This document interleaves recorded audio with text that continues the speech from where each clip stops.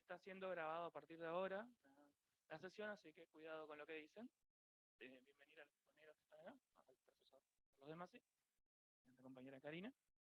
Y, y recordarles que este es el primer encuentro de un ciclo que va a durar 4 viernes.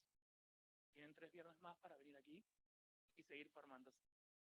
Nada, darle la palabra a la compañera Karina, que es profesora de historia, formada en el IPA, es licenciada en educación por la Facultad de Humanidades de la Educación, fue la secretaria de Educación que me recibió en la JFU entré, y es una aguerrida militante de AFUTU.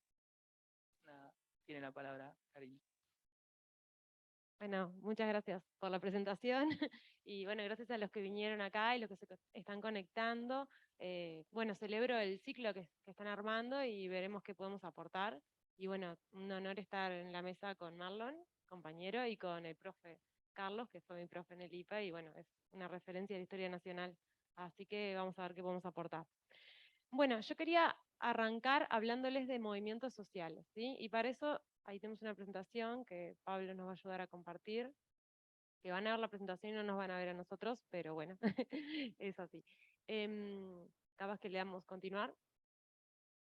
La idea es ahí enmarcar movimientos sociales entre el 60 y el 71.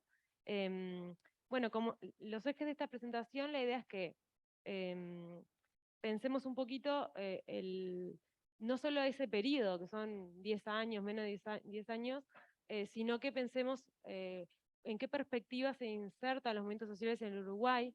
Entonces, para eso yo cité un trabajo de Porrini, que habla sobre Rodolfo Porrini, que habla sobre los movimientos sociales en Uruguay. Entonces él plantea que surgen a fines del siglo XIX y que lo que van apareciendo son formas de organización, formas de movilización social que están ligadas a los intereses de diferentes colectivos, de clases diversas, y bueno, y que también irrumpen en Uruguay algunas corrientes ideológicas internacionales que van a adoptar bueno, las versiones nacionales, ¿no? Y ahí yo les presento como una línea del tiempo, la idea no es ser estricta con años ni nada de eso, pero para que ustedes se vayan haciendo una idea, ¿no? Que a principios, o sea, fines del siglo XIX, principios del XX, aparecen las llamadas sociedades, ¿sí? Las sociedades de apoyo mutuo, las de resistencia, las que tienen que ver con el cooperativismo, pero que ya en 1905 podemos hablar sí de sindicatos, ¿sí? Como que van evolucionando las formas de organizarse, gremiales empresariales, bueno, asociaciones como asociaciones feministas, cooperativistas, estudiantiles, de personas afrodescendientes, asociaciones vecinales, y bueno, y Porrini marca que hay un último grupo de movimientos sociales que aparecen en el Uruguay, que es lo que tiene que ver con los movimientos ecologistas, los movimientos de derechos humanos. Él lo sitúa al inicio de esto más o menos en la década del 80. Es obvio que bueno, el tema de los derechos humanos era fundamental ahí en la salida de la dictadura. Bueno, lo que tiene que ver con movimientos juveniles, que se reafirman como una generación y reivindican cosas en función de las juventudes, bueno, por la diversidad sexual, y el trabajo de él termina en 2005, así que ahí como que nos quedamos con un trecho bastante grande con respecto al presente, y capaz que eso nos invita a pensar, bueno, ¿qué otros movimientos sociales han aparecido? Cosas que realmente entre el 80 y el 2005 no estaban, o que estaban incipientes. El tema, por ejemplo, de los movimientos por los derechos sexuales y reproductivos, que se enmarcan en el feminismo, pero que tuvieron como una cuestión bien marcada en una época acá en Uruguay, también en la región, y por otro lado, capaz que los movimientos pro vida, los que defienden ciertos valores, los que están vinculados a ciertas iglesias, también pueden ser movimientos que se le escaparon a Porrini por un tema temporal nada más, de su recorte. Y bueno, eso era como para que ustedes tuvieran una idea más o menos de movimientos sociales en general, y yo quiero entrar en el movimiento sindical. O sea, vamos a hablar de 4, y lo voy a hacer lo más rápido posible. Uno de ellos es el movimiento sindical, y bueno, y Pablo me va a acompañar con la siguiente diapositiva. Bueno, el movimiento sindical rescata una de las peculiaridades nacionales que plantea Porrini, y es justamente el logro de la unidad sindical que se da en este país, y otra de las peculiaridades que él marca es el tema de la unidad o la cercanía el movimiento estudiantil y el movimiento obrero. Esas son como dos marcas que él plantea de nuestro país. Y ahí yo les cuento más o menos un poco desde las primeras agrupaciones que se generaron del movimiento sindical. Y vieron que yo les puse ahí un subtítulo que dice de la fragmentación a la unidad, porque justamente había sindicatos autónomos, había centrales, varias centrales que convivían o agrupaciones, y Porrini lo que plantea es que a partir del 56 se da una nueva etapa, que es la etapa que él le llama justamente los caminos a la unificación sindical. Entonces, ¿qué pasa en esa etapa? Bueno, son intentos de reunir ese disperso sindicalismo que estaba en diferentes centrales, en sindicatos autónomos, en un solo núcleo organizado. Pero, ¿por qué eso pasa en ese momento? Porque si hay varias centrales que se ensayaron, digo, ¿por qué ahora habría éxito en esa empresa de unirse o se tendría esa idea clara de unirse? Entonces él explica, bueno, primero el contexto que se está dando, entre esa etapa él la pone entre el 55 y el 73. Bueno, el 55 sería como el inicio fuerte de una crisis económica, el fin de las políticas neogallistas, la caída del Estado benefactor, del modelo ISI. Después un poquito más adelante, en el 59, el triunfo del Partido Nacional, que después de muchísimos años gana el gobierno, y bueno, se concentra en políticas liberales, sigue las pautas del FMI, alzan el costo de vida, bajan los salarios, y bueno, la gente protesta, la gente reivindica, se organiza, y la respuesta del Estado es cada vez menos la negociación que se había sembrado desde el 40 con los consejos de salario y con ciertas posturas con respecto al pueblo o la población, y ahora lo que hay es represión. Y se empiezan a usar por las primeras veces las medidas prontas de seguridad. Y bueno, y Porrini, aparte de, bueno, sí, este contexto genera cosas, y él plantea que lo que genera es el reconocimiento de una crisis que es general, que afecta a todos los rubros de la actividad económica. Entonces lo que él está diciendo es que no es que esto le afecta solo a los peones de la remolacha, ni que le afecta solo a los que están los curtidores de cuero, no, le afecta a todos los rubros, y eso les da un objetivo común que quizás en otros momentos podía estar afectado al campo, podía estar afectado a la ciudad, podía haber ciertas afectaciones, pero podían ser más sectoriales. Bueno, ahora es claro que todos están afectados por esta crisis, y lo otro que él plantea es que a medida que van luchando juntos estos sindicatos, que un día hacen paro y convocan a que vengan a ayudarlos de otros sindicatos, empiezan a acercarse y ver que las distintas tendencias sindicales que había, que están arraigadas en lo ideológico y en muchas cuestiones foráneas, etcétera, no era lo más importante, como que era más la cercanía que iban logrando que lo que los diferenciaba. Y bueno, y lo que dice Porrini es que esto no se hizo en un solo acto, o sea, no es que un día logramos la unidad sindical, sino que se fue construyendo. Y después ya el otro que citaba acá era a Germán Delía, que él plantea que esta unidad se va dando, ¿por qué? Porque los sindicatos empiezan a crecer y a madurar al margen de las centrales, algunos, entonces no están como imbuidos en ciertas lógicas, que estos sindicatos empiezan a lograr roles protagónicos, que dan luchas muy intensas, y esas luchas les dan conciencia de clase y solidaridad, y que con esas dos cosas logran que la unidad sea como una prioridad. Y bueno, y también dice que es un proceso lento, contradictorio, y él tiene esta postura, sé que de estas diferentes posturas, de que no es obra de un grupo de dirigentes la unidad sindical, sino que los dirigentes se van alineando con interpretando lo que quieren las bases. Y bueno, si fue así, es una muy buena visión y ojalá así haya sido. Vamos a la siguiente, si se puede, Pablo.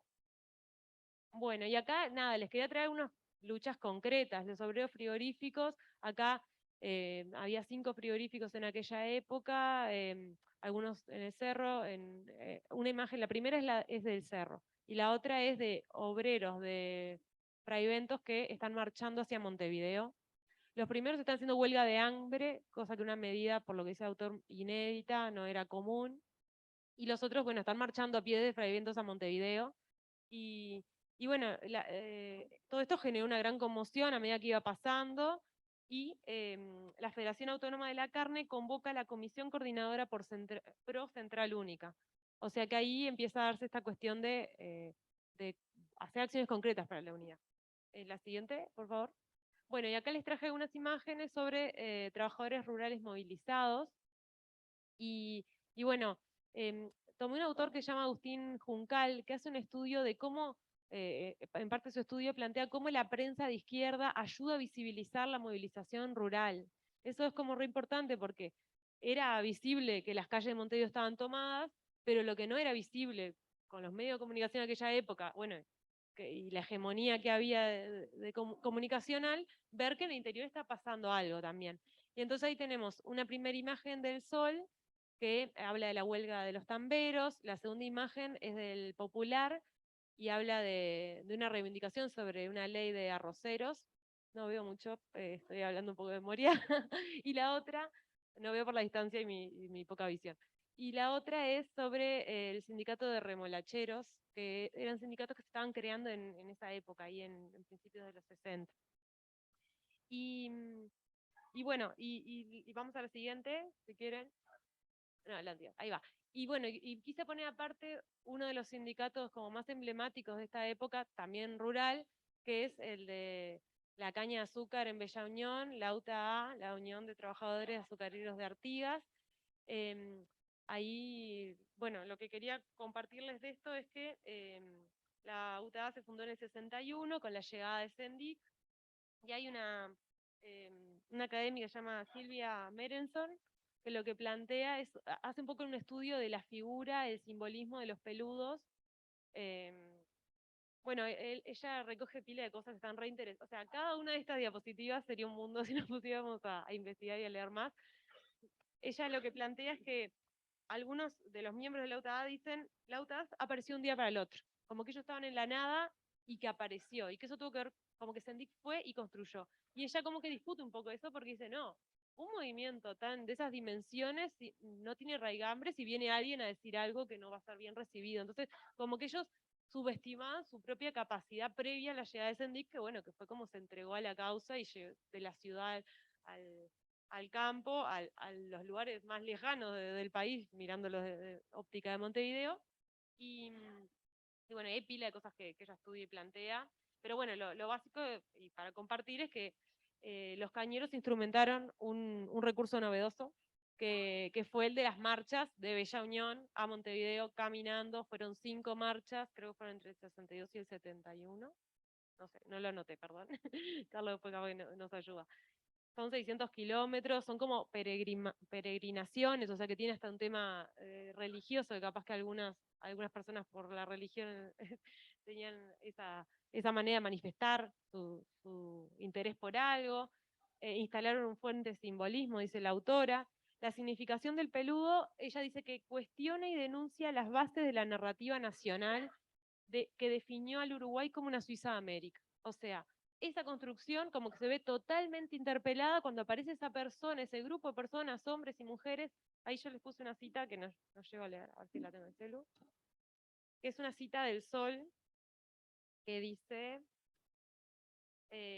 son hombres, mujeres y niños auténticos, de carne y hueso, que nacen y mueren en los límites estrechos del triángulo de la Suiza de América, sin conocer siquiera a un pariente lejano de la justicia. Una poética, que esto estaba en el diario El Sol. Y lo otro que les traigo es la canción Milonga Cañera, que ahí les puse el link cuando les comparte, la pueden escuchar, que es de Cita Rosa y es impresionante. Habla de, bueno, cómo le metieron miedo al patrón, perdón, cómo sin armas, que el proceso fue pacífico y bueno, lo que estaban generando y lo que reivindicaban. Y bueno, dice que esta figura del peludo sirvió a la radicalización política, a la nacionalización y a la latinoamericanización, es muy larga la palabra, de la izquierda uruguaya en los 60. O sea, ¿por qué? Porque le aportó esta idea de que no somos diferentes al resto de América Latina, que tenemos, entre comillas, campesinos que están luchando como se luchó en otras revoluciones en otros lugares. Y esto, bueno, no me quiero ir por las ramas, pero la palabra del campesino fue como una palabra que se quiso recuperar porque se decía, bueno, si nosotros usamos la palabra campesino, lo arraigamos a otros procesos revolucionarios. Y allá parece que el campesino es el que tiene algo de tierra y el peludo no tiene nada. Entonces se generaron hasta confusiones dentro del movimiento cuando uno quería meter categorías que no eran uruguayas. Exacto. Bueno, también hicieron como paralelismo con ellos, y las marchas, una de las cosas que reclamaba era la tierra. Muy bien, muchas gracias. Y bueno, y Porrini dice que esto muestra el otro Uruguay. Seguimos, la siguiente. Bueno, quiero ir a la Convención Nacional de Trabajadores. En el 64, entre junio y septiembre, se van convocando las primeras instancias de esta Convención Nacional de Trabajadores, que lo que se quiere es que sea un organismo permanente de coordinación.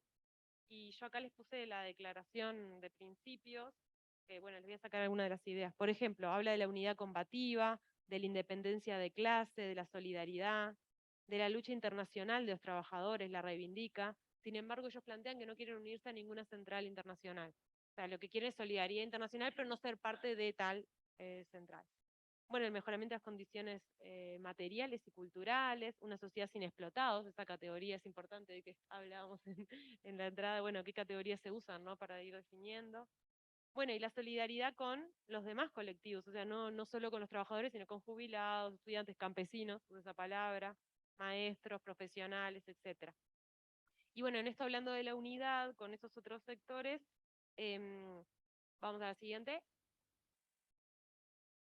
En el 65 se generó algo que se llamó el Congreso del Pueblo, que fue una instancia de la que participaron 707 organizaciones que tenían de diferente índole, que eran fabriles de barrios, de pueblos, cooperativas, estudiantes, jubilados, y que armaron un programa que le llamaron el Programa de Soluciones para la Crisis, que mezclaba objetivos reivindicativos inmediatos, o sea, que tenían que ver con salarios, jubilaciones, vivienda, salud, educación, cosas que se necesitaban ya mejorarlas o tenerlas, y otras que eran transformaciones estructurales. Entonces ahí aparecen reivindicaciones como la reforma agraria, la reactivación de la industria nacional, la nacionalización de los frigoríficos, de la banca, del comercio exterior, ¿sí?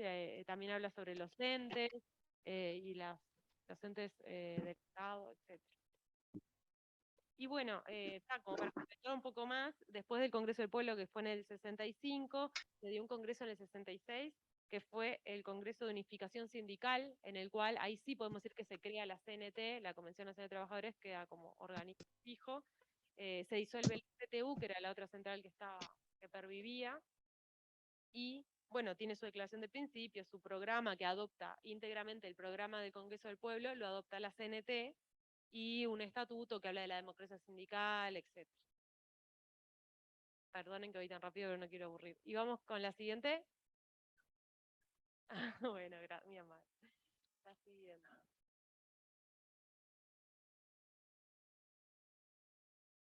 Estoy buscando. Sí. Bueno, y acá arrancamos con el segundo movimiento del que les quería hablar, el movimiento estudiantil. Para hablar del movimiento estudiantil yo creo que está bueno hablar un poco del estado de situación de la educación de aquella época del 50, 60, etcétera, 70. Y lo que plantean algunos autores es que en el ámbito educativo los efectos de la prosperidad del neovallismo se prolongaron por 10 años más. ¿Qué quiere decir? Que la gente siguió sumándose a la educación. Empezó a haber mucha gente. Entonces ahí yo les ofrezco esa tabla que está construida con algunos datos de informes de la CIDE, de CEPAL, de planeamiento del UDELAR. Y bueno, y lo que muestra es cómo crece la población estudiantil en secundaria, digamos que de 80.000 a 130.000, ¿sí? Eso pasa en 10 años, o sea, casi se duplica en 10 años, es increíble, o sea, ¿qué sistema educativo puede aguantar que en 10 años dupliques la cantidad? Es impresionante. Y después en la universidad pasa casi lo mismo también, de 15.000 a 26.000. Y bueno, los informes de la CIE son una buena fuente o era lo más exhaustivo que había de diagnóstico en aquella época. Y bueno, y por ejemplo mostraban que de 100 estudiantes que entraban a primero del liceo, 70 pasaban a segundo y 30 pasaban a tercero. O sea que había un desgranamiento de los que entraban impresionante, y que ellos llegan a la conclusión de que a medida que se suben los grados de la enseñanza, los sectores más bajos están menos representados, y plantean esta afirmación que es muy interesante, que dice, la educación no parecía ser el instrumento de movilidad social que muchos habían imaginado. Y bueno, por ahí está un poco el tema de lo que es la masificación, y si hablamos de cuáles son los problemas centrales, justamente era ese. Uno era el presupuesto y el otro era la autonomía. No sé si les suena familiar en las vigencias. Lo que tiene que ver con el presupuesto, bueno, lo tienen en la tablita de al lado y lo que muestra es que hay un presupuesto muy magro, del 2%, después se sube a un 4%, pero a partir del 68 la política es de contracción del gasto de todo lo que sea social, y bueno, ahí cae y cae hasta fines de la dictadura, o sea, no se levanta el presupuesto de la educación. Y por otro lado, el tema de la autonomía. En el 73, que es un poco fuera del periodo que estamos estudiando, pero para que se entienda, se votó una ley general de educación en la cual se elimina las autonomías de primaria, secundaria y UTU, por lo tanto el Poder Ejecutivo designa directamente y hay un control, entonces se coarta la autonomía. Y nos hace acordar algo también, tanto presupuesto como autonomía. Y, el, y, y bueno, y lo otro es, em, a nivel de UDELAR también se menoscaba la autonomía porque se fijan unas normas sobre las elecciones universitarias, que esto, yo estuve hablando hace poco con un compañero acá del partido que integra el CDC, y es lo que está pasando ahora, están poniendo reglas para las elecciones universitarias que excluyen la participación de la gente del interior, los que no están en donde les toca votar no pueden votar observados. No quiero traer mucho el presente, pero hay cosas que se tocan, ¿no? Bueno, ¿y por qué pasa esto? ¿Por qué recortan el presupuesto y recortan la autonomía? Y bueno, una idea puede ser que uno quiere reducir el Estado, que cree que los roles del Estado no deben ser brindar derechos, etcétera. Pero otra tiene que ver con quiénes estaban en la educación. Estaban los gremios estudiantiles, los sindicatos docentes, estaba el UDELAR que se pronunciaba sobre cosas de la realidad nacional, y todos eran contestatarios, o sea, no apoyaban el gobierno. Entonces era una manera de control político y de silenciamiento también, ¿no? Y acusan a todos estos actores que acabo de nombrar de influencia e ideologías subversivas. Vamos a la siguiente.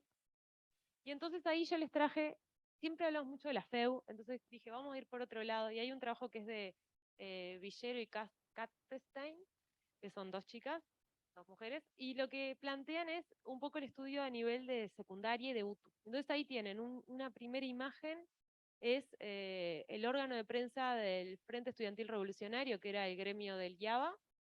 El segundo es una imagen también de IABA y el tercero es un contracurso de estudiantes de la UTU.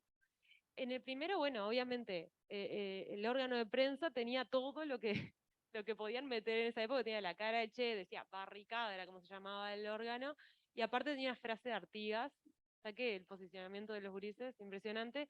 Y el otro, no sé si llegan a ver, que es una imagen que es como una caricatura de Gestido, y dice algo así como el presidente se puso los pantalones, y lo que se puso es un pantalón con un cinto que dice FMI, está todo el simbolismo ahí, y esa imagen sale de archivos policiales. ¿Por qué? Porque el director el director de IABA no se había ocurrido mejor cosa que denunciar a sus estudiantes, un simpático, y bueno, ahí estaba requisada esa imagen.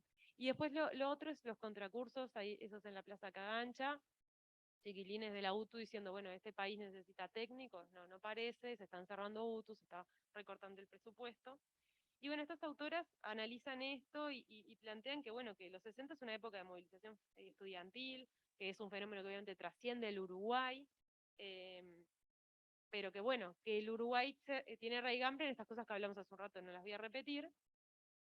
Y bueno, y también el deterioro del nivel de vida, porque los chiquilines no solo era inhóspito ir a estudiar a esos lugares masificados, sin recursos, sin docentes, sino que tenían que dejar de estudiar para trabajar, porque no alcanzaba la plata en sus casas. Entonces, ¿qué reivindican los chiquilines, los estudiantes organizados? La baja del boleto estudiantil y después el boleto gratuito, el envío de partidas presupuestales a lo UDELAR, porque de la poca plata que le daban, se la demoraban, con eso presionaban. El repudio a las injerencias en las autonomías, bueno, también se quejaban de las medidas prontas de seguridad, y los chiquilines ejercían nuevas formas de lucha, manifestaciones relámpago, cortes de calle con peaje, barricadas, cuestionan el Uruguay que están recibiendo de sus adultos, cuestionan la enseñanza que se les imparte, y ellos se proclamaban que sus movilizaciones estaban vinculadas al resto del movimiento popular. Y un ejemplo de eso es que entre el 69 y el 71, cuando se puso brava la violencia política, cuando estaba la guerrilla del MLN, pero también estaban los movimientos de ultraderecha, la JUP, por ejemplo, a los estudiantes del liceo los iban a buscar al liceo para golpearlos y agredirlos, y ahí estaban los obreros que concentraban enfrente para cuidarlos. Y eso es como una muestra muy práctica de esa unidad y muy real y muy comprometida en más allá de los discursos, ¿no? De ir ahí y hacer guardia para que no le peguen a los adolescentes. Unión hacia adelante. Y voy a la siguiente. Bueno, acá las autoras analizan esto. ¿Cómo se ve una movilización estudiantil desde el país y cómo se ve desde marcha?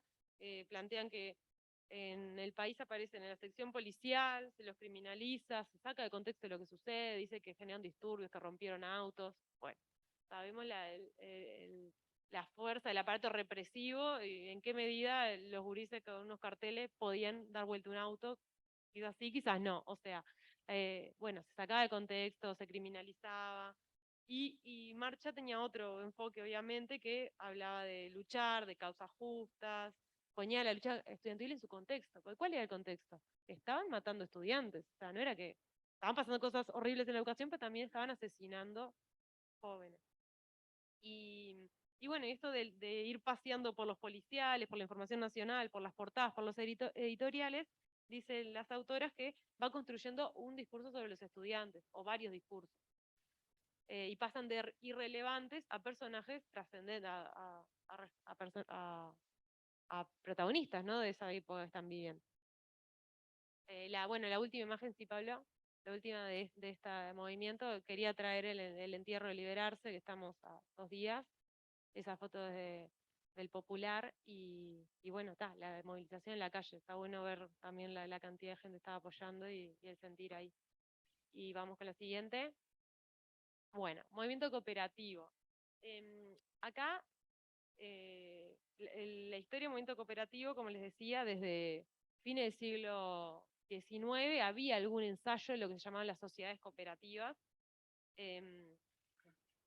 Acá tenemos los antecedentes de este movimiento del cooperativismo, es la inmigración europea de fines del siglo XIX, el movimiento sindical, y lo que motivaba a las personas que se embarcaban en esto del cooperativismo era una alternativa que permitiera a los obreros, en el seno de emprendimientos solidarios, liberarse de la tutela y la explotación empresarial. Ahí ven entonces el lazo entre esos movimientos, cómo todos los movimientos están entrelazados. Y bueno, y también lo otro que se plantea es que las cooperativas, las que son de trabajo, por ejemplo, las de producción, hablan de ideas de cambio social, hablan de un proyecto contra el capitalismo. Y ahí les puse algunas imágenes de cooperativas, pero eso es cooperativismo de vivienda, que vamos a ir a la siguiente. Bueno, acá en el cooperativismo, a ver. Yo acá les nombro les hablo de las modalidades. Las cooperativas agrarias, ahí les menciono un hito, lo que pasa en el 60, 70 es lo que quise rescatar. Se crea la cooperativa agraria limitada de fomento rural. Acá me ayudó Flor con los materiales de cooperativismo, que está acá acompañándonos. Y el objetivo de esta cooperativa era dar poder de compra y de venta al pequeño productor rural. Y después, bueno, en el 67 se crea otra entidad que es la Central Lanera Uruguaya, que estaba pensada como para comprar y vender entre productores. Y después, bueno, cooperativas de producción, en la década del 50 es cuando adquieren mayor relevancia. Pensemos que estamos en un país que intentaba industrializarse, entonces eso tiene sentido. Y en el 62 se crea la Federación de Cooperativas de Producción del Uruguay. Había mucha actividad, había encuentros, asambleas, jornadas. Lo que buscaban era apoyar la superación de las limitaciones de quien se ponía en un emprendimiento productivo. Entonces ahí se logra la ley de exoneraciones tributarias y líneas de crédito. Y bueno, estas cooperativas surgen ante procesos de crisis. Es interesante ver, bueno, ¿cuándo se da la cooperativa? Y bueno, cuando una empresa está en crisis puede suceder, para que los trabajadores mantengan su puesto de trabajo, por eso está muy vinculado con el sindicalismo. Después, en otros casos puede ser trabajadores desocupados que son apoyados por organizaciones y dicen, bueno, ¿cómo encauzamos tu saber hacer? Y a través de una cooperativa. Y ahí, desde iglesias, desde organizaciones sociales de todo tipo, orientaban a el cooperativismo como opción. Y después, tareas tercerizadas, es decir, lugares donde, no sé, una empresa decide no contratar empleados para una tarea y contrata a una cooperativa para que sus trabajadores lo hagan. Y ahí les muestro como en números la evolución de socios que tenían las cooperativas de producción entre el 50 y el 89, para que vieran un poco más de largo plazo el crecimiento. Estamos terminando. Cooperativas de vivienda. En el 68 se hace la Ley Nacional de Vivienda, que implanta el sistema de construcción de viviendas por ayuda mutua. En el 66 se dan las primeras experiencias de ayuda mutua, y como no había forma jurídica para una cooperativa de vivienda, se enmarcaban en las cooperativas de consumo. Y las que hacen estas 3 experiencias de construir son 3 cooperativas del interior. Y bueno, Carmen Midaglia plantea que en el 70 las 3 cooperativas que iniciaron, más otros 8 grupos, fundaron la Federación Unificadora de Cooperativas de Vivienda de Ayuda Mutua, FUCPAN. Y en el 71 tenemos los objetivos, se votan, se acuerdan los objetivos, y se los voy a dar porque está bueno. Dice: la clase trabajadora, cansada de vivir en la inquietante perspectiva de verse desalojada de la casa que alquila, no sé si le suena, se volcó a la realización de esta quimera por medio del sistema cooperativo de ayuda mutua. Es el propósito de la FUCBAN arraigarse más en la masa trabajadora que es la verdadera merecedora de disfrutar los bienes materiales logrados con el esfuerzo del trabajo. Entonces, bueno, ahí tenemos que la identificación entre el mundo sindical y también el cooperativismo. Y el último movimiento del que voy a hablar va a ser mucho más breve. ¿Por qué? Porque es el feminismo. Y ustedes, si miraron la línea del tiempo que les traje, a partir de 1905-1911 aparecen las primeras asociaciones feministas en Uruguay. O sea que feminismo hay desde el principio del siglo. Entonces recordamos acá en Casa del Pueblo a Paulina Luisi, a las hermanas Luisi, a muchas referentes que lucharon por ser estudiantes en lo del AR, por tener voz, por votar en la década del 30, por cambios en el Código Civil, que era un código totalmente machista, no voy a decir porque no, es atemporal, pero era un código que hacía que las mujeres no tuvieran decisión de sus bienes, etc. Y bueno, todo ese fenómeno que dice, bueno, va creciendo, desde 1910, 1930 el voto, 1940 esto, hay una ministra mujer, hay algunas poquitas legisladoras, pero es un proceso que parece desinflarse, porque si miramos la década del 60 no hay movimiento feminista. Lo que hay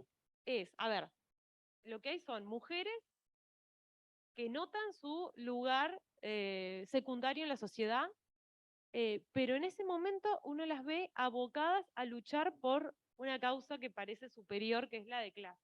Es una discusión que la tenemos hoy en día, ¿no? Que es lo más importante acá. Entonces, acá lo que plantea una autora que es Ana Laura de Giorgi, dice que el lugar subordinado de las mujeres en la sociedad no se derivaba del acceso diferencial a un repertorio de derechos. O sea, las leyes estaban bastante bien, lo habían logrado las primeras feministas.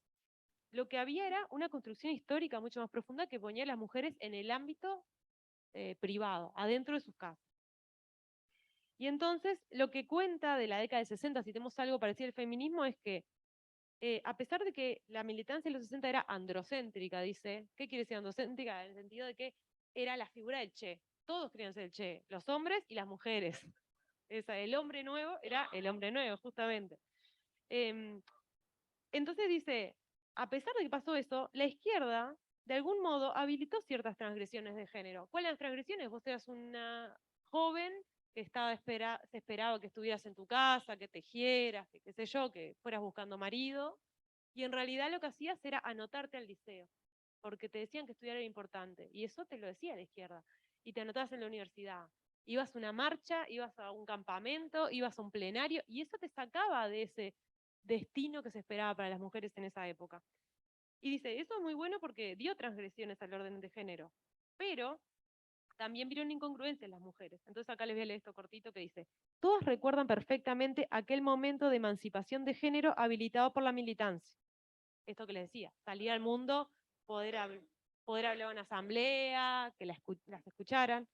Dice, y también recuerdan con detalle cuando los compañeros las corrigieron, les marcaron límites o las protegieron. O sea, le dijeron, esto no es una mujer, le dijeron, esto no es para mujeres, les dijeron, no vayas allá, esto es peligroso. O sea, algunas cuentan la anécdota de que el novio no la sacó de la marcha del brazo, cosas así.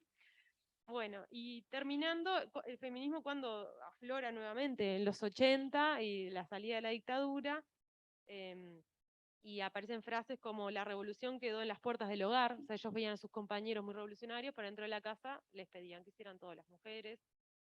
Frases como lo personal es político. Después hay otra que dice, decíamos, es muy fácil ser dirigente si otro te cría a los hijos. Eran crudas las chicas. Después decían, nos dábamos cuenta que la mujer de Arismendi no militaba. Haría algo, pero que la mujer de Valenti, la primera esposa, nunca la conocimos. O sea, los grandes dirigentes tenían recluidas en el hogar a sus mujeres, capaz que criando de los hijos o capaz que haciendo las tareas que ellos no hacían, lo que se llama las tareas reproductivas. Tareas reproductivas, alguien las tenía que hacer para que ellos pudieran hacer los grandes cambios, ¿no? Eso que llaman amor es trabajo no pago, bueno, frases que fueron apareciendo. Y bueno, capaz que lo dejo por ahí. Disculpen lo rápido que fui. Muchas gracias.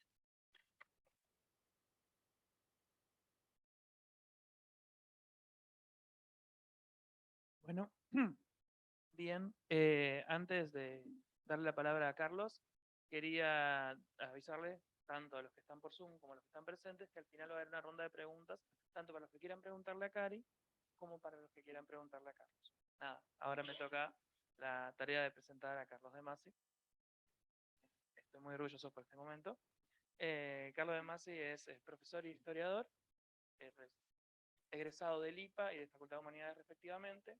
También es magíster en estudios latinoamericanos por la Universidad de la República. Es autor de varios libros. Los últimos son El 68 uruguayo, el año que vivimos en peligro, y El Uruguay de la transición, El sinuoso camino hacia la democracia, 81-85. Si no los tienen, vayan a comprarlos, porque es como estar en las clases de Masi cada vez que lo consulto. Él me retó por esta parte al principio, pero lo iba a decir igual. Carlos ahora nos va a contar un poco sobre la fundación política del Frente Amplio, y quería saber si alguien puede traernos un agua.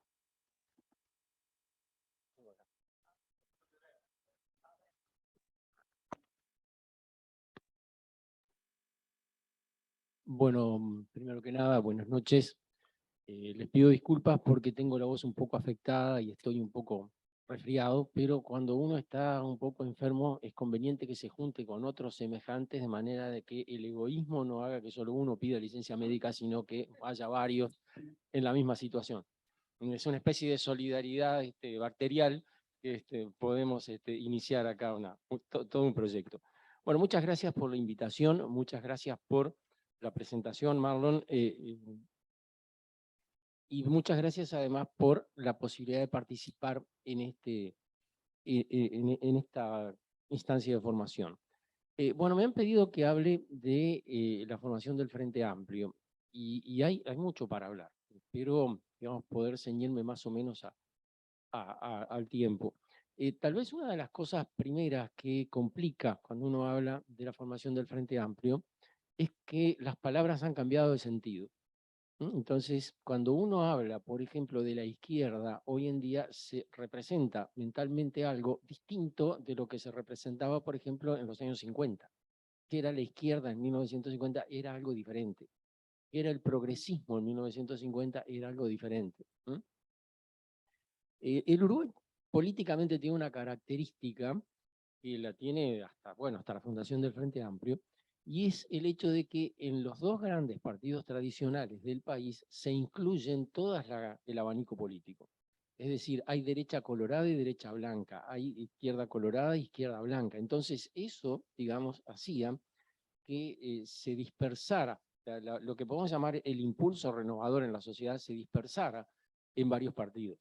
Eran minoritarios en el Partido Nacional, eran mayoritarios en el Partido Colorado con el vallismo, pero, digamos, dentro de ese partido quedaban siempre como atados a lo que podemos llamar la tradición partidaria. Es decir, bueno, Valle y Ordóñez era sin duda vallista, pero ante todo era colorado.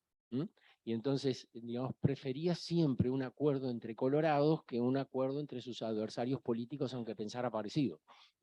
La idea de que pudieran ganar los blancos una elección era algo que a Valle y Ordóñez lo hacía despertar sudando, ¿no? Entonces, allí había un bloque muy fuerte.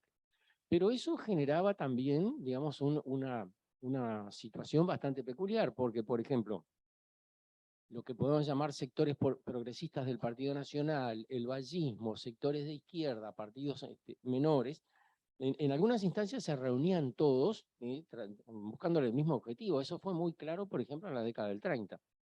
En la década del 30, los vallistas estaban mucho más cerca de lo que podemos llamar, lo que en la época se llamaba el nacionalismo independiente, más cerca de lo que podía ser el sector colorado terrista, por ejemplo.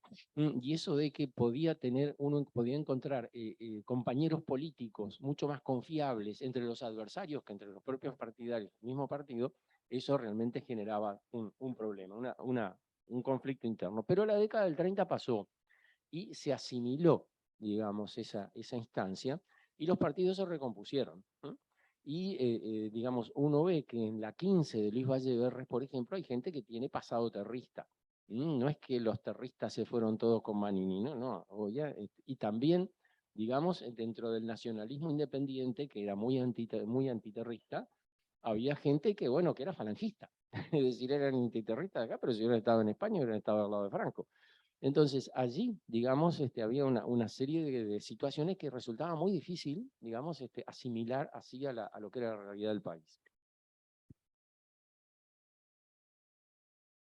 Ahora, en los años 50 empieza a ocurrir ese fenómeno que veíamos recién expresado de los grandes movimientos sindicales, las grandes movilizaciones sindicales, los grandes reclamos, que se plantean contra un gobierno que históricamente se veía a sí mismo como un gobierno aliado de los obreros. Es decir, Luis Valle Berres y los sindicatos parecían ser dos a quererse. Es muy interesante, el doctor Sanguinetti hizo una historia de Luis Valle Berres, donde presenta a Luis Valle Berres enfrentado a brazo partido con el comunismo. El comunismo le complicaba la vida a Valle Berres y estuvo en la versión de Sanguinetti. Si uno mira los documentos, Valle Berres y los comunistas se llevaban muy bien, se llevaban bárbaros. Es sorprendente ver que el primer discurso que dice la senadora comunista que asume en el Senado el 15 de febrero de 1946, el primer discurso que dice, anuncia, bueno, ella es la primera que representa a su partido en el Senado, no dice ni una palabra de que es mujer. Dice, soy la primera comunista, no es la primera mujer que entra al Senado comunista, y un solo antecedente, bueno, esa parte no la menciona. Pero dice, la política de mi partido seguirá muy de cerca la política del gobierno. Es decir, el vallismo restaurado de 1946 y el Partido Comunista iban muy juntos. Ahora, que a ese gobierno se le haga una guerra, conflictos tan fuertes como fueron, bueno, la huelga de los frigoríficos de 1956 fue traumática. Hubo la huelga de hambre que hicieron en el cerro, se sumaron los obreros que venían caminando de Fraiventos. Fraiventos tiene el copyright, no Bellañón, de lo de las manchas a pie. Pero sí, se sumaron además los dirigentes de la Unión Obrera Río Negro, se sumaron a la huelga de hambre. Es decir, toda una situación realmente muy complicada. Ahí Luis Valle Berres perdió la compostura, pero sobre todo perdió los votantes del Cerro. Pero allí, digamos, quedó como una especie de situación que fue lo que dio el origen a la CNT, en definitiva, es decir, la idea de que los obreros tenían que trabajar unidos para lograr reivindicaciones porque la índole de los problemas que tenían que enfrentar era más de lo que podía resolver un sindicato aislado. El problema no se resolvía solamente con aumentar los salarios y de repente mejorar las condiciones de trabajo, había problemas globales mucho más graves. Y eso, digamos, que tuvo un efecto muy fuerte sobre el movimiento sindical, también va a tener un impacto muy fuerte sobre la política. La idea de rescatar un proyecto de los años 30, que era el proyecto de formar un frente popular. No se puede llamar frente popular porque la expresión está quemada, pero de hecho era eso. ¿De qué se trataba? Y bueno, que los partidos que hoy llamamos de izquierda, pero que en aquella época se llamaban partidos obreros, Partido Socialista, Partido Comunista, pudieran servir de núcleo para que todos los sectores de izquierda, es decir, aquellos que estaban en los partidos tradicionales, pudieran unirse. Para que tengan idea, recuerden que, por ejemplo, a la izquierda, al izquierdismo, Lenin le dedicó un folleto satánico, enfermedad infantil del comunismo, no sirve para nada, fuera de acá, izquierdista, que alguien se proclamara izquierdista es porque no era comunista, evidentemente, ni tampoco era socialista. Si alguien se dice izquierdista debe ser colorado. Entonces, claro, y entonces allí está esa idea que, por ejemplo, uno encuentra que circulaba en la época y que llega incluso a la prensa, gente que dice, no, la izquierda uruguaya será colorada o no será. Es decir, el único partido, el único lugar posible para la izquierda uruguaya es el Partido Colorado. ¿Por qué? Porque la izquierda era eso, es decir, no era un esquema de idea marxista, sino simplemente una propensión progresista, digamos, a una especie de utopía bien pensante de que la sociedad pudiera mejorar y entonces por ese lado, siguiendo el pensamiento de Valle, podemos mejorarlo. Entonces, allí, digamos, hay una idea que está un poco verde. El Partido Comunista, después de toda esa crisis tan traumática que tuvo en el año 55, bueno, lanza una especie de propuesta, invita al Partido Socialista a formar una alianza de partidos obreros. El Partido Socialista no lo ve con mucho entusiasmo, no le parece muy bien. En 1958, Quijano, en un editorial de Marcha, que fue en agosto del 58, Quijano dice, bueno, estoy harto del Partido Blanco, los blancos no sirven para nada, nunca cometí un grave error para estar metido en el Partido Nacional, habría que formar un nuevo partido, y creo, dice Quijano, que el Partido Socialista podía ser el núcleo de esa fundación. El Partido Socialista, bueno, si lo decís en agosto hay poco tiempo para que se pueda hacer algo, ¿no? Realmente, has pensado antes si vas a decir eso. No quiero criticar a los difuntos, así como no voy a hablar de Quijano, pero en concreto, digamos, quedó como una idea. Ese editorial de Quijano que se llama Rienda Corta y donde Quijano hace toda una autocrítica de su actuación política, es muy interesante, aparecen casi todas las recopilaciones editoriales de Quijano. Allí, digamos, Quijano propone la formación de una alianza, de un frente opositor, dice Quijano, que reúna a las fuerzas progresistas. Todavía no se piensa en un frente de izquierda. Bueno, en los años 60 hay dos procesos que se dan en paralelo y que se alimentan mutuamente. Por un lado, la formación de la CNT, lo que va a terminar en la formación de la CNT, y por otro lado, lo que es la formación de una alianza de partidos políticos, de sectores políticos, digamos, que tengan un proyecto político común. Estoy haciendo toda esta vuelta para no decir una alianza de partidos políticos de izquierda, ¿no? Porque, ya les digo, está complejo. Y era algo que pasaba, y que lo mencionaba recién, que es que, digamos, en la calle, los militantes de los distintos partidos políticos militaban juntos en las reivindicaciones sindicales y etcétera, pero en los partidos políticos, digamos, las dirigencias estaban por otro lado. Pero además había una cosa que estaba como admitida, y es que, digamos, el militante sindical en el sindicato votaba a un dirigente de izquierda como llamaríamos hoy, sindicato comunista, socialista, anarquista, pero después cuando iba a votar en las elecciones nacionales votaba a los partidos tradicionales. Mire, para que tengan idea, el conflicto de 1956 generó, digamos, una reacción muy fuerte en el Cerro contra Luis Valle Verde. Y realmente Luis Valle Verde tenía en el Cerro una base fuerte y allí la perdió. En las elecciones de 1958, el Cerro no acompañó a Luis Valle Verdes. ¿Quién ganó en el Cerro en 1958? El herrerismo. Es decir, no era tan fácil decir, bueno, desencantado del vallismo, voto a la izquierda. No, desencantado del vallismo, votaron a Erro, que, digamos, dentro del herrerismo era lo más izquierdista que había. Pero era el herrerismo, es la derecha del Partido Nacional, por más que te quieras poner a la izquierda, estás a la izquierda de la derecha, estás ahí, bueno, en fin. Es decir, no había, digamos, tampoco una idea de que, bueno, si este no me gusta, entonces voto a la izquierda, no, si este no me gusta, voto al otro. Las opciones políticas siempre se manejaban entre dos. Ahora, 1959, 60, allí hay una serie de situaciones muy interesantes. Bueno, el año 58 fue en ese sentido muy germinal porque es el año en el cual se aprueban simultáneamente, el mismo día, la ley orgánica de la universidad y un conjunto de leyes y reclamos sociales de los sindicatos, asignación familiar, licencia anual, etcétera, etcétera, queda todo un paquete. Bueno, digamos, que fueron procesadas conjuntamente entre estudiantes de la FEU y militantes sindicales, donde sale la consigna Obreros y Estudiantes Unidos y Adelante. No fue la primera vez que se hizo. Y allí la FEU le ofrece, bueno, aprobada la ley orgánica de la universidad, la FEU pasaba a formar parte de la directiva de la universidad. La FEU le ofrece a los sindicatos el paraninfo de la universidad para que se discuta allí el problema de la unidad sindical. Es notable, ¿no? Hay una placa en la universidad, en el paraninfo de la universidad, que la puso el PCNT, recordando que allí se empezó a gestar la unidad sindical. Creo que es el único caso en el mundo, que la universidad sirve de espacio para que se cree una alianza de sindicatos. Pero en fin, los uruguayos somos raros, eso está visto.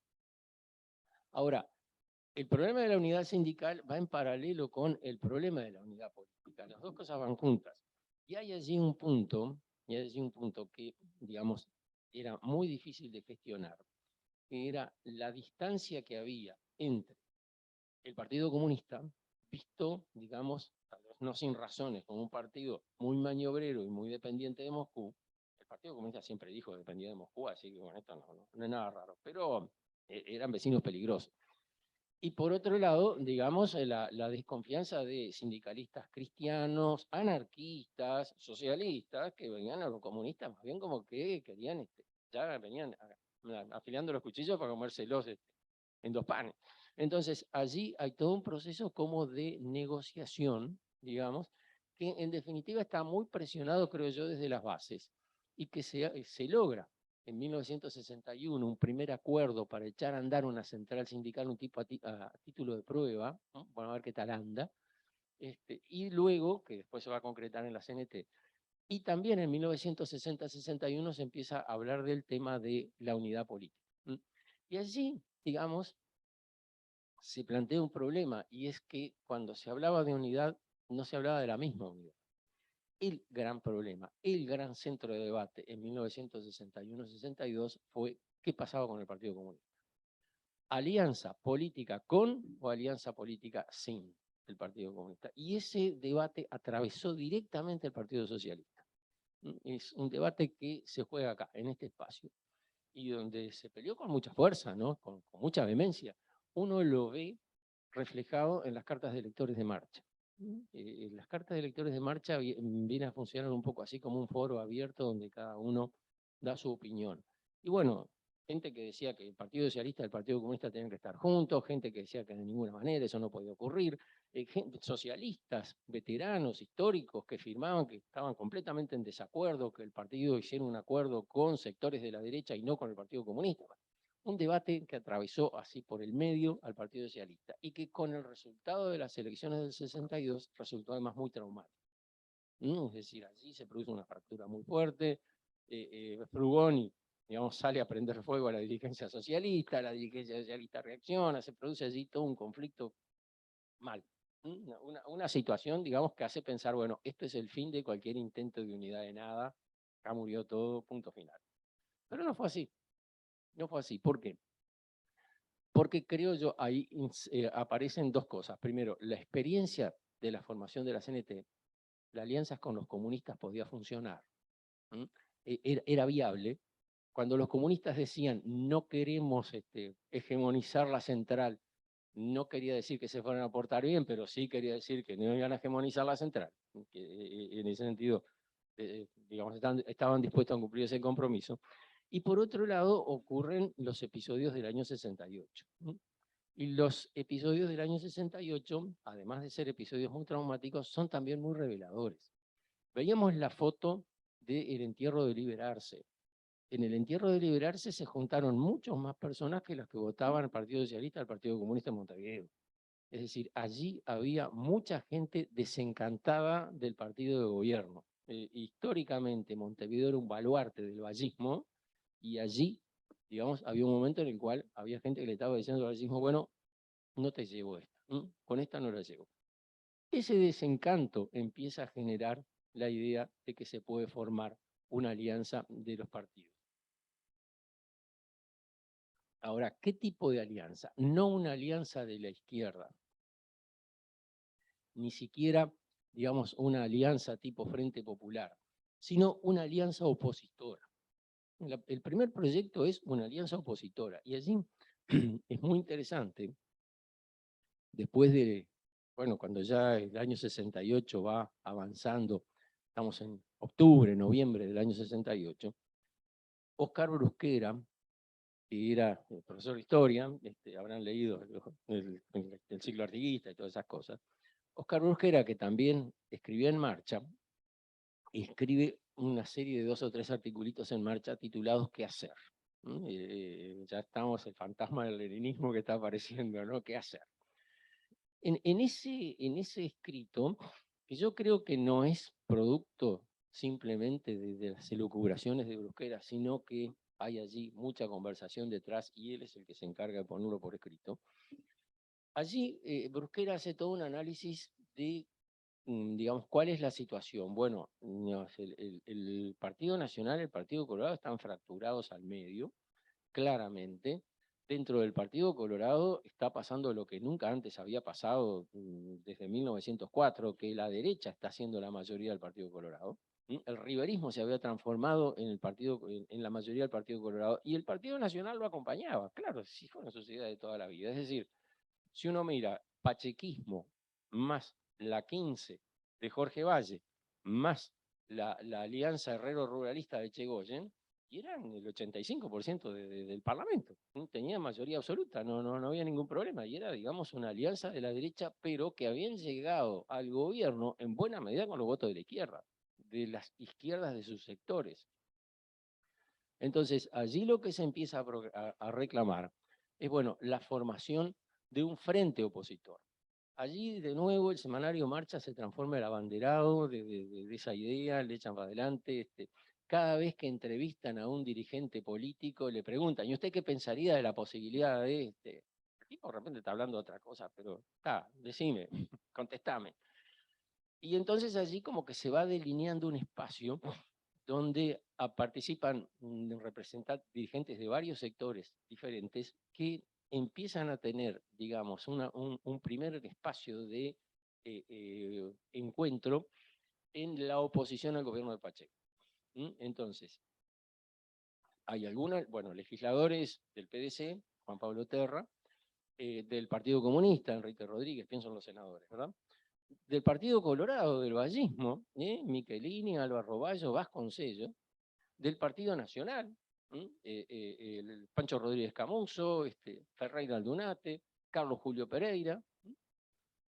Claro, gente que estaba en el Parlamento y que se juntaba en algunas votaciones, nunca hacían mayoría, pero se juntaban en algunas votaciones para marcar por lo menos la diferencia. Bueno, allí, digamos, en el año 68, además, hay un episodio muy interesante que después va a tener mucha resonancia, aunque en el momento no generó mucho apoyo, y es que allí a fines de junio del 68, Juan Pablo Terra, utilizando cadena de radio y televisión, propone una salida para la situación del Uruguay. Dice, bueno, se implantaron las medidas de seguridad, llevaban casi un mes las medidas de seguridad, ¿no? 20 días por lo menos. Nunca había ocurrido medidas de seguridad de 20 días. Están implantadas las medidas de seguridad y se está llevando adelante una política, ya se congelaron los salarios, ya se movilizó, fueron militarizados los gremios de bancarios, etc. Esa política es contraria a lo que se le prometió a la gente en las elecciones. Entonces, ¿qué propone el Partido Demócrata Cristiano? Propone que se aplique el artículo constitucional que lleva a la disolución del Parlamento y que se hagan nuevas elecciones. Y en esas nuevas elecciones, dice Terra, que aquellos que estén en contra del gobierno puedan votar juntos. Ahora, de acuerdo con la ley de lemas, no pueden votar juntos porque no pueden juntar distintos sectores políticos bajo un mismo lema si no es un lema permanente. Y allí Juan Pablo Terra dice, el Partido Demócrata Cristiano ofrece su lema para esta alianza. A ver, pensemos por un momento con cabeza de 1968, escuchar a Juan Pablo Terra proponer fenomenal transformación de la vida política del país era como escuchar, yo qué sé, al intendente de Tacuarembó, con todos los respetos, proponiendo la guerra contra China porque causa del coronavirus, yo qué sé. Es decir, era una propuesta desmesurada para un partido que no era blanco colorado, porque la idea que existía es que cualquier novedad política en este país, para transformarse en una realidad, tenía que pasar por alguno de los partidos blanco o colorado. Y si no lo decía un blanco o colorado, no servía para nada. Bien, la idea quedó allí archivada. De hecho, digamos, la situación cambió radicalmente, para peor, y esta idea quedó allí como olvidada.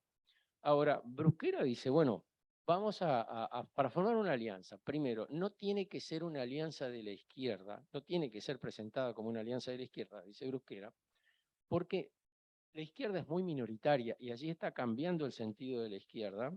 Ya desde que apareció el Fidel, el sentido de la palabra izquierda va cambiando.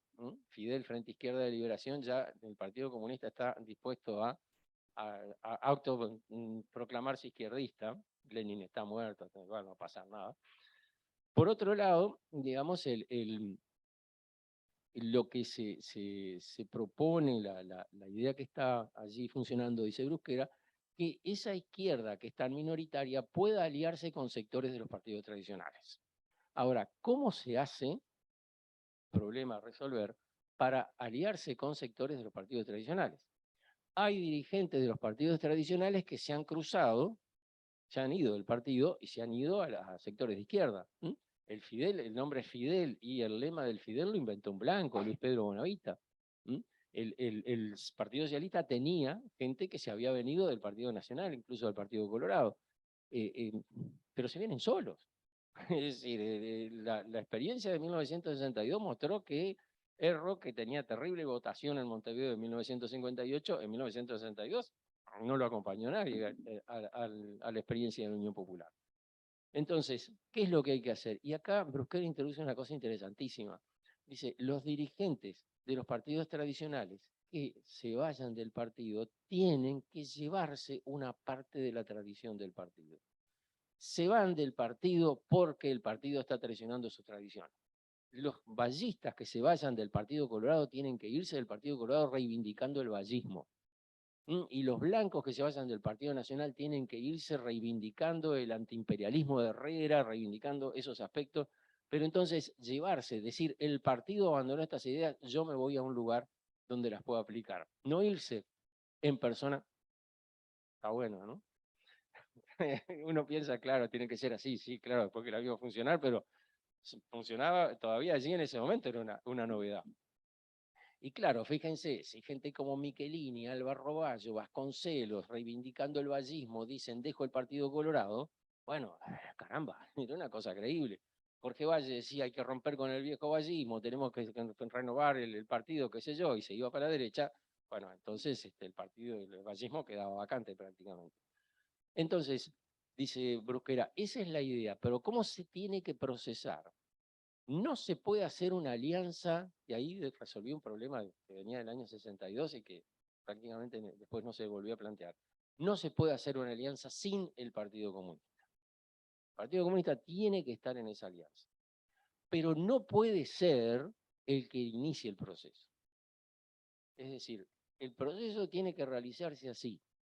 Sectores de los partidos tradicionales tienen que apartarse del partido reivindicando una parte de la tradición y unirse con un partido que no sea ni el socialista ni el comunista, no hay mucho más para pensar, es el PDC, no te queda más, que además había ofrecido su lema, unirse con el PDC y formar un frente opositor y proclamar la formación e invitar a todo el que se quiere incorporar. Y allí tienen que entrar el Partido Socialista y el Partido Comunista. No puede pasar. Claro, lo que está pensando Brusquera es una estrategia para evitar que después se le llame Frente Comunista. Allí da por completo, porque fue lo que dijeron. Por otro lado, también quiere evitar que se identifique el frente con la izquierda. Que no quede un frente de la izquierda. Ya estaba Fidel. Que fuera un frente opositor. Un frente opositor. Y entonces, cuando a Juan Pablo Terra le preguntaban, bueno, pero en ese frente opositor, ¿tendría cabida el Partido Comunista? Y es Juan Pablo Terra, y es desde el PDC, que contestan sistemáticamente, lo que proponemos es la formación de un frente amplio. Es decir, frente amplio en el lenguaje de 1971 quiere decir con el Partido Comunista. Resolvemos el debate de 1962. Ahora, el frente se plantea como un frente opositor. La base de su programa político es un acuerdo muy negociado entre los sectores, etcétera, etcétera, pero lo básico es el plan de soluciones a la crisis del Congreso del Pueblo, ¿m? Que tiene una genealogía muy interesante.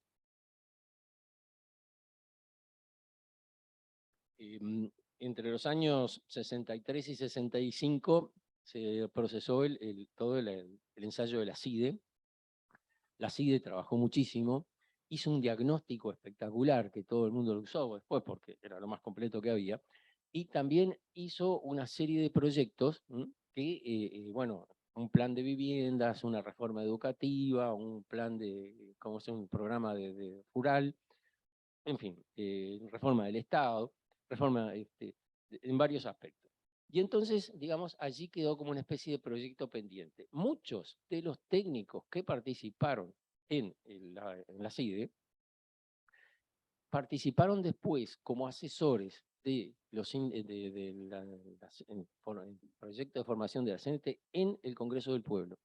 Entonces, en la elaboración del plan de soluciones a la crisis del Congreso del Pueblo hay mucho del trabajo que se hizo en la CIDE. Ahora, fíjense que el Congreso del Pueblo es un congreso pluriclasista. Como decían recién, allí hay sindicatos urbanos y rurales, pero también hay pequeños empresarios, pequeños productores, comerciantes minoristas, cooperativas, es decir, no puede ser un programa anticapitalista, no puede ser un programa socialista. El programa de soluciones a la crisis de la CNT es un plan, digamos, al modelo CIDE, un poco más sesgado, un poquito más radical. Y eso es un poco la base que va a tomar el Frente Amplio en 1971. Bueno, vamos a negociar un plan. ¿Qué vamos a hacer? Y bueno, allí hubo que establecer una serie de acuerdos. Primero, es muy claro que el PDC y el Partido Comunista y el Partido Socialista también tiran para lados diferentes. No hay otro ejemplo en el mundo que el Partido Socialista, que el Partido Comunista y el PDC estén aliados. Hasta ahora, no hay pero bueno, al PDC le costó bueno, que se fue y volvió, y se volvió a ir, y se volvió a volver. Es decir, al PDC esto le ha resultado también bastante traumático. Y a nivel internacional, la Internacional Demócrata Cristiana, esa no te la llevaba con nada. Pero bueno, de cualquier manera, en la negociación de los acuerdos, digamos, básicos, allí hubo mucha transacción. El primer plan político, digamos, el primer programa político del Frente Amplio se presentó el 25 de agosto del 71. Yo no sé si por eso el 25 de agosto es el día del comité de base, pero, digamos, ese día se presentó el primer plan político. Las 30 primeras medidas del Frente Amplio, notables. Bueno, pero mirá qué interesante. Eran de izquierdas en su proclamación, pero en su articulación eran bastante moderadas. Por ejemplo, bueno, vamos a hacer una reforma agraria. La iniciaremos aplicando la ley instituto que creó la ley de colonización. Vamos a nacionalizar la banca. Empezaremos aplicando la ley bancaria del 65. Estaba vigente y que además permitida. Era lo más interesante, ¿no? La crisis bancaria del 65 fue tan espantosa que la ley que trató de sacar adelante le dio al Estado un peso impresionante sobre el control de los bancos. Vamos a nacionalizar el comercio exterior. Comenzaremos con el control de cambios, volveremos al control de cambios que había hecho el vallismo toda la vida. Es decir, la formulación era radical, pero la aplicación era, digamos, más moderada. Por ejemplo, pensando en un proyecto de mediano plazo, ¿cómo tendría que ser la propiedad rural? Cooperativas de propietarios que se unan para realizar la explotación como quería el PDC, o granjas cooperativas como quería el Partido Comunista. En las granjas cooperativas parecían los colhoses, ¿no? Ese era más o menos el modelo. Bueno, está bien, el Partido Comunista acepta que en principio se piense en cooperativas, etcétera. Es decir, el PDC estaba dispuesto a enfrentarse al Internacional Demócrata Cristiano, aliándose con el Partido Comunista, y el Partido Comunista también estaba dispuesto a soportar la mirada fea de Moscú, aceptando cosas que no... Bueno, pero digamos, así se forma la coalición. Y es interesante, digamos, que en las primeras 30 medidas del Frente Amplio, cuando se empieza a hablar, antes de empezar a exponer las medidas, lo primero que reclaman es normalización institucional, que termine la aplicación de las medidas prontas de seguridad, Después, entre las 30 medidas están la amnistía, la reposición de destituidos, el retorno de exiliados. Uno piensa, pero esto yo lo vi en el 84. No, se estaba reclamando ahí, es brutal. Un mes después se presentó nuestro compromiso con usted, del wilsonismo. No es muy diferente, porque en realidad es la misma gente, no vamos a andar diciendo, no divulguen, pero son los mismos técnicos. Los dos, claro, todos tomaron como base el plan de la CIDE, y el plan de la CIDE lo hicieron, yo qué sé, el secretario de la Comisión de Plan Agropecuario era Astori, y uno lee toda la lista de los economistas que están allí, caramba, son nombres conocidos, después fueron legisladores, casi todos. Entonces, allí, digamos, hay una cosa interesante, y es que en el programa Nuestro Compromiso con Usted no se dice ni una palabra sobre las medidas prontas de seguridad, la situación institucional que vive el país, la presencia de presos políticos, de destituidos, de exiliados, de eso ni una palabra. Habla de, sí, en las mismas líneas, es decir, vamos a hacer una reforma agraria, lo primero que vamos a hacer es cambiarle el nombre al Instituto Nacional de Colonización, y vas a hacer lo mismo que dicen. En fin, ahora, ya con esto estoy terminando. El Frente Amplio se arma como un frente opositor, con un proyecto antiimperialista, popular, industrializador, con peso del Estado. Nada de esto es, digamos, está en el programa del Partido Socialista ni del Partido Comunista. Esto es el vallismo más el herrerismo. Es decir, Herrera era antiimperialista, los vallistas le daban mucho peso al Estado, le daban peso a la industrialización, eso es lo que está ahí. Ahora, ¿qué es lo que ocurre? Que cuando empieza a funcionar el Frente Amplio, inmediatamente se lo identifica como la izquierda. Y lo que es más interesante, a los Frente Amplistas les pareció bien. No salieron a protestar allí, no, quédate, sí, somos la izquierda, ¿qué problema hay? Dale para adelante. Entonces, allí, digamos, el Frente Amplio, originalmente un frente opositor, se fue convirtiendo en un frente de izquierda, casi instantáneamente se convirtió en un frente de izquierda, digamos, soportando el hostigamiento persistente de que le llamaban Frente Tupamplio, Frente Comunista y cosas por el estilo. Así fue prácticamente marginado en la política, dejado de lado. Este rastreo lo hicimos en la facultad. Bueno, a ver instancias en las cuales Sereñi se encuentra junto, mano a mano, en un diálogo con un dirigente de un partido tradicional. A ver, empezamos a buscar instancias y fotografías. Encontramos la primera en marzo del 73. Se cruza Sereñi con Wilson Ferreira en el ambulatorio del Palacio Legislativo, se saludan y allí alguien sacó una foto. Primera vez que se cruzan y se saludan. Hasta ese momento nadie había hablado con Sereñi para nada y no había podido Sereñi hablar con nadie de nada. Era marginado por completo. Y una última cosa, bueno, se formó este Frente Amplio. Todo el mundo apostaba, aunque no llegaba a las elecciones. Estaba Erro, que era un anticomunista radical, con el Partido Comunista. El Frente Amplio era como el circo romano, aquel lugar donde los leones iban a comer a los cristianos. El espacio en el cual, digamos, no podía haber diálogo, no podía haber acuerdo de ningún... Bueno, pero empezó a funcionar. Si apostaba que no llegaba a las elecciones, llegó a las elecciones. Se apostaba que se disolvía inmediatamente después de las elecciones, le fue espantoso, querían ganar y no llegaron al 18%. No, pará, no lo mires con mirada de partido tradicional, estamos afuera de los partidos tradicionales, el 18% es un terrible resultado para un partido que acaba de formarse. Allí hay un informe interesantísimo, lo encontró Manuel Marcarián en los archivos nacionales en Estados Unidos, un informe de la embajada norteamericana en Montevideo. Tenía un grupo de asesores y el embajador mandaba los informes al Departamento de Estado, como mandan todas las embajadas, ¿no? Pero se ve que acá tenían equipo de primera división, había gente que miraba muy bien. Y el informe es de octubre de 1971 sobre las elecciones que van a producirse al mes siguiente prácticamente. Bueno, entonces hace todo un análisis de la situación.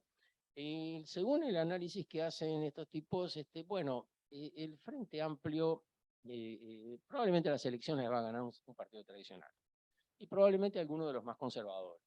La gente en realidad no va a arriesgarse mucho, la situación está muy difícil, probablemente gane un partido tradicional de nuevo. Pero hay un capitulito que se llama un émulo montevideano de la Unidad Popular Chilena. Que es, claro, todavía no ha ocurrido el acto final y ya los tipos lo están comparando con la Unidad Popular Chilena. Que en un informe diplomático de Estados Unidos en 1971 te comparen con la Unidad Popular Chilena es muy mala señal. Es muy mala señal, porque Kissinger después lo reconoce en sus memorias. Nos distrajimos, nunca pensamos que iba a ganar la Unidad Popular en Chile. Ahora no nos vamos a distraer, vamos a estar alerta que es lo que va a pasar acá. Un émulo uruguayo de la Unidad Popular Chilena. Y hace el informe, bueno, el Frente Amplio acaba de surgir, qué sé yo, tiene la ventaja de que como nunca estuvo en el gobierno, no tiene compromisos con la situación y entonces puede proponer medidas radicales que puedan resultar creíbles. Y hace un diagnóstico de maravilla. Se los digo y termino. No va a ganar esta elección. Acuérdense que el ejército brasileño estaba movilizado en la frontera. No va a ganar esta elección desde los tipos en octubre. Pero, dicen, si alcanza un número suficiente de votos, es muy probable que gane la próxima. Y el número suficiente, el piso de votos que decía que el Frente Amplio podría llegar a obtener como disparador hacia arriba, ponía entre paréntesis 15%. Tuvo 18. Elecciones próximas, esperar hasta el 84. Es decir, digamos, el contexto de la formación del Frente Amplio es un contexto muy hostil. La formación del Frente Amplio es, digamos, el resultado de, bueno, una demanda que surge de las bases, pero también una capacidad negociadora muy fuerte de los dirigentes. Acá hay mucho voluntarismo. Queremos que el Frente salga, queremos hacer la alianza, y una alianza que resultó extraordinariamente sólida, contra todo pronóstico. Tengan presente que Frente Amplio actúa públicamente entre febrero del 71 y junio del 73, 2 años y poco. Desaparece del escenario. Cuando puede, liberan a Sereñi, reaparece el Frente Amplio de la nada. Y resulta que es más fuerte. Claro, es más fuerte en el 84 que en el 71, tiene más votos en Montevideo en el 84 que en el 71, tiene más votos a nivel nacional, el único partido que tiene más votos a nivel nacional en el 84 que en el 71. Bueno, en fin, como le gustaba decir a Sereñi, nuestro Frente Amplio, compañeros, es siempre una maravilla política. Sí, hay algo de eso. Bueno, muchas gracias.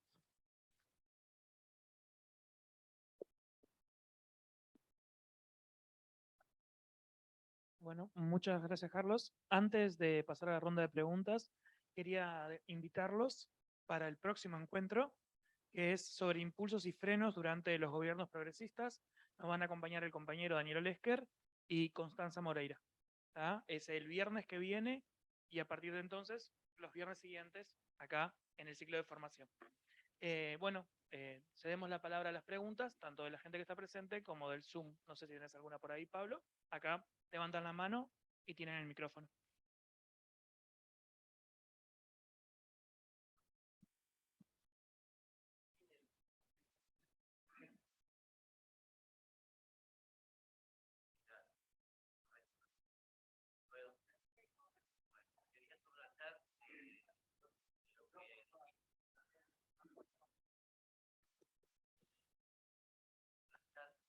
Algunas cosas y puntos de una muchacha joven y que tanto él como yo vivimos. Cuando tú hablas de la UTA, tuvo cosas importantes, tanto que sensibilizó todo el país. Esa caminata fue, qué sé, yo estaba en Rivera, yo tenía, no sé, 10 años, y nos llamó la atención de ver a mujeres, niños y hombres caminando descalzos.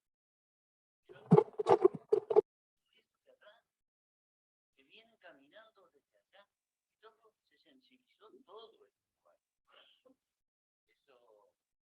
Eso quería decirte, y lo descendí. Otra cosa que viví, yo estaba preso en el 72 y a mí me cuidaba un soldado. Ese soldado había trabajado en la UTA. Entonces, en soberbio, y ese signo de energía y ese fue lo más grande que tuvimos. Y era un soldado, ¿no? El trabajo de este tipo es sustancial. Como tantos otros, yo quiero reforzar eso, pero lo vi, ¿no? Entonces, ese es un poco el tema. Y después lo que dice él es cierto, la caminata de los frigoríficos fue otra cosa, hizo toda esta otra parte. Muy bueno.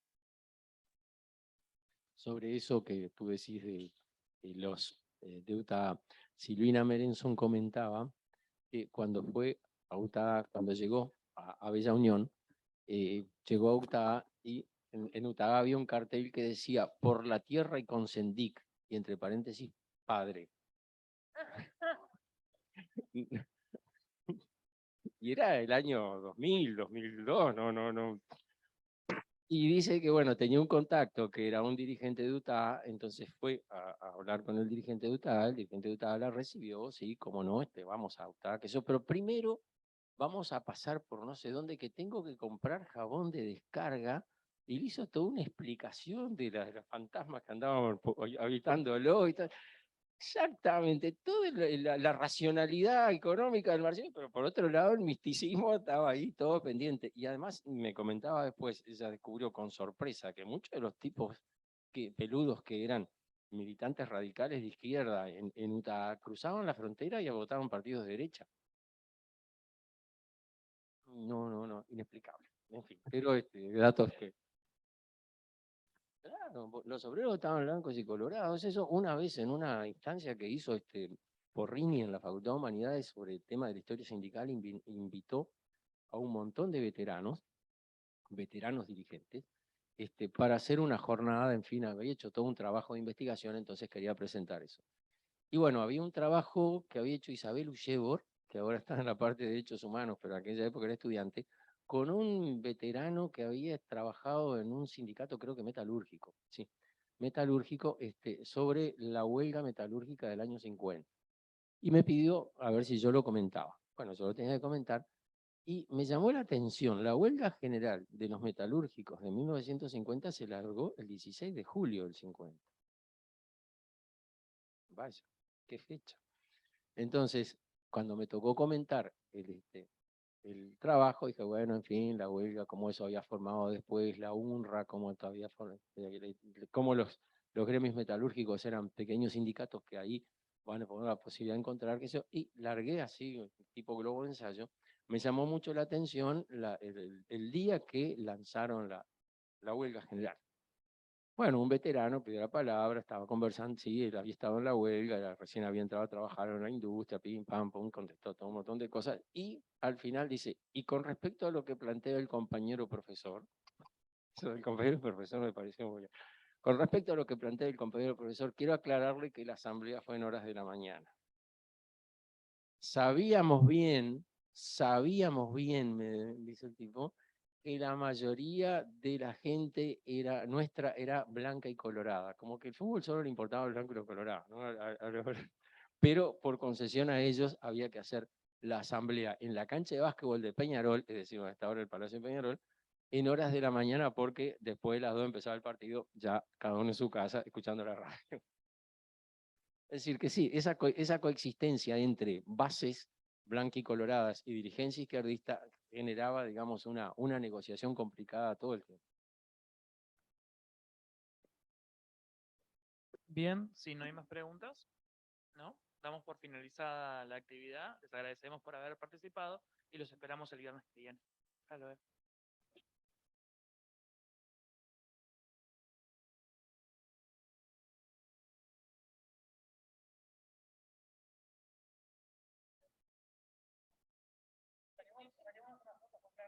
Aprovechemos a Carlos. El póster.